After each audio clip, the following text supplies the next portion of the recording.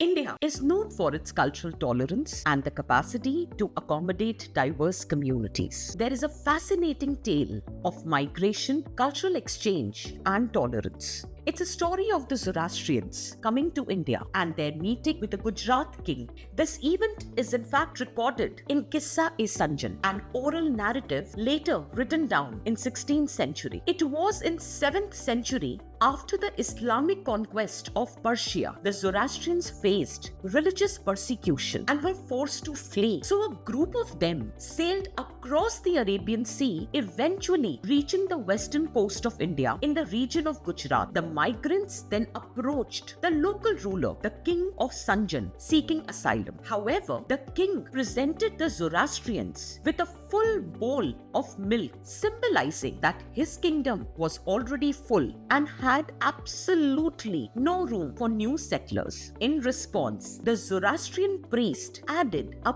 pinch of sugar to the milk, showing that just as the sugar blends into the milk without overflowing, the Zoroastrians would blend into the local culture without causing any disruption. Impressed by their wisdom and peaceful intention, the king granted them refuge. They were allowed to settle and practice their religion, however, with few conditions. They would adopt to the local dress code, they will learn the local language, and they would live as peaceful citizens. So these Zoroastrians, known as Parsis in India, have thrived in Gujarat. In fact, they went on to become a prosperous community which excelled in trade, industry, and philanthropy. This tale is seen as a testament to India's historical ethos of tolerance, and in fact, it symbolizes that how immigrants can enrich the culture and economy while preserving their unique identity.